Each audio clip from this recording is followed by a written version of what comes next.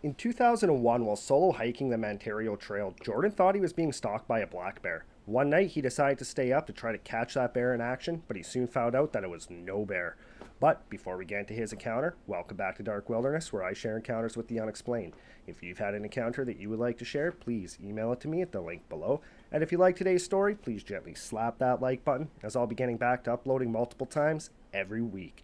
So don't forget to load that subscribe button into your pack as you take it down the Mantario Trail so you don't miss out on any future content. Now, let's get into today's encounter. This encounter comes from Jodan, and it happened in 2001 when he was 20 years old while he was out solo hiking the Mantario Trail in Eastern Manitoba. Jodan was a very avid outdoorsman pretty much ever since he was a kid. He grew up spending pretty much every weekend out in the bush, whether it was hiking, fishing, camping, hunting. He was just out in the bush every weekend. So he was no stranger at all to the Manitoba wilderness. He had actually set a goal for himself that before he turned 21, he was going to solo hike the Mantario Trail. Now, he had done this trail a couple times in the past, once with his dad when he was 19, and once with a group of friends when he was 18. So he had actually hiked this particular trail before, so he knew what he was getting into when he was going on this trip. Now, the Mantario Trail is not a trail for novice hikers, and it's not a trail that you would just go on a whim go hike. This trail runs 63 kilometers from start to finish, and it winds its way through the Canadian Shield. The Canadian Shield is comprised of really rocky, hilly terrain, sloughs, bogs, rivers, creeks, and more lakes than you could count. And the forests are just incredibly dense all through the entire area. This trail is actually located in the Whiteshell Provincial Park, which is located on the eastern side of Manitoba, and it borders right up along the Ontario border. This trail at a couple points actually crosses the border into Ontario and then loops back into Manitoba. There are two main trailheads, the southern trailhead, which is located by Westhawk Lake, and the north trailhead, which is located by the Big Whiteshell Lake.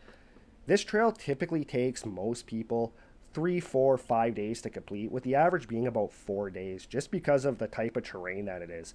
63 kilometers on a flat surface would not take that long to hike, but because of all the scrambles and all the crossing of bogs and rivers, it takes quite a bit of time to complete this trail. This trail is marked with blue signs on trees or blue bands on trees, and there's a couple parts where there's actually little wooden log bridges built across little rivers, one of these being the Whiteshell River. Now, Jodan had hiked this trail a couple times, so he knew what he was in for. So he actually took the 6 months prior to the hike to actually train himself for the hike. Every night he would put his pack on, loaded with about 90 pounds worth of kit, and he would go walk about 12 kilometers through the area where he lived, just to get used to walking those type of distances with a heavy weight on his back. He had also planned out everything to the T for this hike, because along this trail, especially back in 2001, there was no cell service. So he had made arrangements for his dad to drop him off at the southern trailhead by Westhawk Lake, and then his dad was going to pick him up 4 days later at the northern trailhead up at Big Whiteshell Lake. He went through all of his kit 3, 4, 5 times to make sure everything was in order, and just to kind of gain confidence with his gear. When it came time for him to go on this hike, they loaded all of his kit into his dad's truck, and his dad drove him that hour and 40 minutes to that southern trailhead. He dropped him off, he wished his son luck, and Jodan made his way into the bush down the trail. So he hiked all day until he came to the very first campsite along the route he was going on. It was located right on the side of a lake, and when he got there, he actually ran into two other hikers. It was two men in their mid-20s, and they actually were coming from the northern trailhead. So they gave him a little bit of advice on what the trail was like up ahead. They said there were a few wet spots, but overall that the trail was really good that year. Then one of the guys went on to say that for the last couple of nights, they felt like they were being stalked by a bear. He said that at nighttime they could hear something really big circling around their tent, and the night before they actually had one of their food bags ripped out of a tree. So they told Jodan, hey, why don't you set up your camp with us tonight? That way if this bear comes back, there'll be 3 of us and maybe we could scare it away. Jodan thought that was a great idea, especially after hearing about their encounter with something going around inside their camp. He did not really feel like being alone that night. So he set up his camp with these guys. They had a fire, they had some food, and then they called in a night. At about 2 o'clock in the morning, Jordan woke up because he could hear footsteps outside of his tent moving around the camp. So he's thinking, great, this is that bear that's been harassing these other two hikers, and now it's right outside my tent. So he decided he was just going to lay completely quiet and hope that this bear would just go away because he didn't want to startle it with it being so close to his tent. So he just kind of grabbed his hatchet, grabbed his bear spray, and he just laid there completely quiet. This went on for about 15 minutes though, and finally he had had enough. So he yelled out, "Hey!" And as soon as he did that, these footsteps stopped. So he yelled out, "Hey!" again, and he heard this thing turn and run into the bush. So he was lying in his tent. He had a little bit of a grin on his face because he was feeling very confident in himself because he was figuring, I just scared off a bear. After a few more minutes, he was able to calm down and just fall back asleep. When he woke up in the morning, he could hear those other two hikers packing up all their gear outside. So he climbed out of his tent, and sure enough, they had pretty much all of their stuff already packed and they were already ready to go. So he just kind of wished them luck on their last day of their journey, and they wished him luck on his next 3 days. And then they set off. So Jordan got up, he slowly kind of gathered up all of his stuff. He had a quick little breakfast, and then he continued up along the way. Same thing, all day he hiked until he got to the halfway part of his hike. He did say, though, about halfway through the second day, he did notice that everything in the area did seem a little bit off. He did not hear quite as many birds as he would typically think he would hear in that area. He didn't see any deer. He didn't really see any animals at all. When he got to that second campsite, he was feeling very uneasy. Not so much just because of the fact that it was way too quiet for the last half day, but because he was thinking about how quiet that was. He was thinking about what those hikers had told him, and he was thinking about that bear going around his tent the night before. So he quickly set up his camp, quickly had a bite to eat, and he actually called it a night while it was still light out. He thought that that would help him fall asleep, maybe help put him at ease, and he could just sleep all through the night, wake up in the morning, and hopefully feel a little bit better about the next 2 days. However, again, that night, about 2 o'clock in the morning, he was awoken by something walking around the outside of his tent again. He said this time he decided he was not going to yell out because now he's by himself. He knows he doesn't have those other two guys to back him up if something happens. So again, he just kind of grabbed his hatchet, grabbed his bear spray, and he just lied there completely quiet. He said as he was lying there and listening to this thing move around the tent outside, he said he started to notice that these footsteps did not seem right. They did not sound like a bear at all.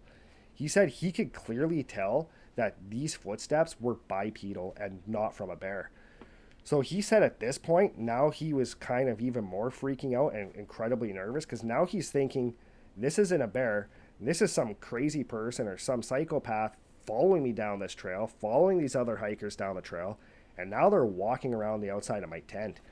So he decided he was just going to lie there and pretend to be sleeping and just kind of be ready with his bear spray and his hatchet in case this person tried to come into the tent.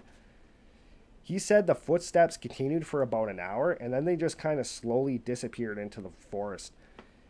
He said he did not sleep at all that night. He said he just kept clenching onto his hatchet, holding his bear spray just in case this person came back. Once the sun came up, he quickly gathered up all of his stuff and he went booking it down this part of the trail. However, this one particular portion of this trail is full of very steep scrambles, so it slowed him down a lot. So unfortunately, instead of being able to try to make it almost all the way through the rest of that trail in the one day, he got stuck at that third campsite on that third night. He was not happy about this, but when he got there, he set his tent up, crawled directly into his tent, holding his hatchet and holding his bear spray, and just listening. About 10 o'clock at night, it was already dark. He had not heard anything come anywhere remotely close to his camp, so he decided he was actually going to set up an early warning system around his camp. So he took some fishing line and some cans, filled some rocks inside the cans, and he strung those cans up all around the outside of his tent, about 10 yards off from his tent. Just that way he could hear if somebody was coming up, they would hit that fishing line, those cans would rattle, and he would know, okay, it's time to grab the hatchet, to grab the bear spray. So he did that, and sure enough, he said about 2 o'clock in the morning, he was awoken by hearing these cans rattle. So again, he grabbed his hatchet, grabbed his bear spray, and he could hear Those footsteps again going all around the outside of his tent. This time, after about an hour, they did not stop. So Jodan decided, I'm going to confront this guy. I have a hatchet, I have bear spray. I should be able to take this person if this person means me harm. So he said he kind of slowly climbed out of his sleeping bag, went up to the zipper of his tent. He said he unzipped the tent just a little bit and looked out. So as he's looking through this little opening in the zipper of his tent, he could hear those footsteps coming up along the right side of the tent. And right as those footsteps came around to the front of the tent, where Jodan was looking, all of a sudden he saw this massive hairy foot and leg about 10 feet in front of his tent. When he saw that, he quickly jumped back to the back of his tent, and he said this noise stopped. He did not know if maybe this thing took off and he just didn't hear it because of all the noise of him making jumping to the back of his tent, or if it had stopped. So he's sitting there inside of his tent, holding his hatchet and holding his bear spray, not knowing exactly what he just saw, and not knowing if whatever he just saw is still there or if it took off. So he's sitting there for about 3 minutes just listening, and he doesn't hear nothing. So he very cautiously goes towards the front of his tent and goes to look through that zipper. When he looked through that zipper, he said he just sees this face. And he said this face looked kind of like a person, but the features were a little bit different. He said it was completely covered in hair. He said it had large, flat teeth, flat nose, and he said the eyes kind of had a little bit of a tingy red to it. He said this creature's face was no more than 10 feet from him, and it was just looking into the tent through that little opening he was looking out at. So again, he freaks out, jumps to the back of his tent, and he doesn't know what to do at this point. He said in a full-on panic, he took his hatchet and he actually cut a hole in the back of his tent, crawled through, and he just started running into the bush. He said that as he's running through the bush, he could hear this thing coming down the trail behind him. He said it did not sound like it was running, but he could hear the heavy footfalls behind him. So Jodan basically just ran all through the night down this trail. He said the entire time he was running down the trail, he could hear this creature behind him. He did not hear this thing scream at him, roar at him, or anything like that. He said it didn't seem like it was being aggressive, but he could hear it right behind him the entire time. So he just kept running. Once dawn came, he actually could tell that he was not too far from Big Whiteshell Lake. He could actually see the lake in the distance up ahead. So he just continued running, trying to get to that north trailhead at Big Whiteshell and to safety itself. He said he does not know when those footsteps behind him stopped, but he didn't really care at the time. He was just trying to get away from that creature. When he got to that north trailhead, he actually came across a couple of other hikers that were actually just starting to head south from the north trailhead. He told them not to go. He told them the entire story. And he said this one guy looked at him and just laughed in his face. And that really ticked him off because he knows what he saw. And to have this guy just laugh at him while he's trying to give him a warning really upset him. Jodan had to wait, though, for his dad to get there because his dad wasn't going to be there until later in the evening.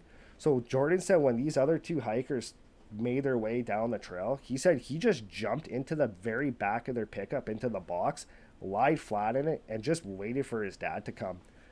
When his dad showed up at the North Trailhead to pick him up, his dad was asking him where all of his kit was because his dad actually bought him all of that stuff. And Jodan told his dad the whole story, and even his dad did not believe him at first. It wasn't until his dad could tell exactly how shaken up he was that he really started to kind of believe that Jodan had an encounter with something down that trail. Now, Jordan's advice is just never go down the Mantario Trail solo. He said always go with a group of people. He says that this creature he figures was just curious. He does not think this creature really meant him any harm. He figures that this creature is probably just looking for food and just very curious about people in general, especially given the fact that its behavior to him circling his tent was the exact same thing that happened to those other two hikers. Well, that's it for today's encounter. As always, if you have any comments, please leave it in the comments below. And I just want to apologize that I haven't been uploading as much the last couple weeks. Just been a very crazy couple weeks for me, but I will be getting back into uploading multiple times every week.